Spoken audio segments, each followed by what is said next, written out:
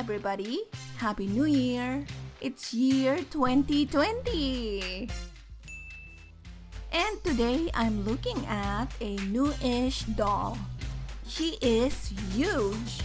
It's a Disney Princess Playdate Rapunzel doll. She is 32 inches tall. That's as tall as a 4-year-old kid. Because it's really huge, I'm unboxing this on my bed instead of on my crafting table, so please excuse the dim lighting. I also have to hold the camera, and since I only have 2 hands, I'll be right back when she's out of the box. Okay, I've removed the outer box, but she's still attached to this inner box in so many places, so I'm going to get some scissors and I'll be right back again. And here she is! She's wearing her purple dress just like the movie, but it's made out of some cheap material that feels like a plastic tablecloth. Her hair is supposed to be down to her ankles, but it doesn't quite reach that far. It might be a little longer once all these things tying up her hair are undone, but most of these are sewn in and are going to take forever to get out, and I'm not doing that. Sorry for that. Also, it feels like it's made of plastic.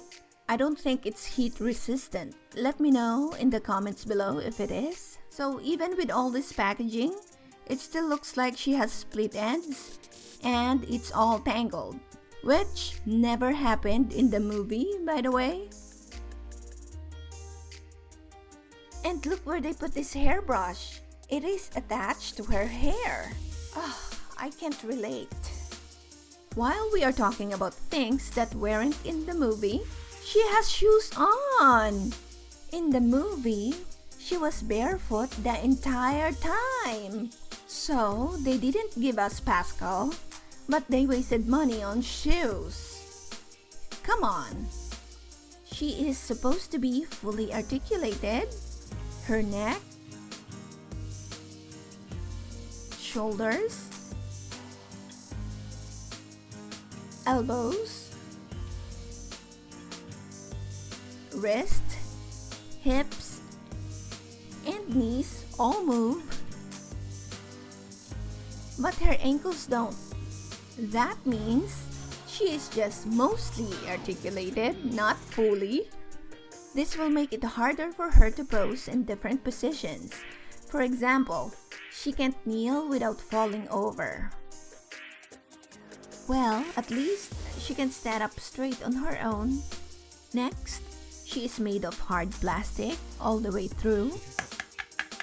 So maybe you can give her a bath, but she will probably end up full of water. And her underwear is just painted on. Also, the finish on the seams of this doll is really poor. Here you can see where they didn't remove some flashing. The last thing I want to talk about is her scalp. It's so gross. This means she can only have one hairstyle, otherwise this mess will show through. So my thoughts, as a toy, this doll would be fine. You might get some enjoyment out of it if you don't cut yourself on one of the seams or pull her hair out when you brush it. As a doll collector, this is really awful. For the price, you could get a better doll. Maybe not as big, but better quality. And there you have it. Thank you so much for watching. See you in the next video.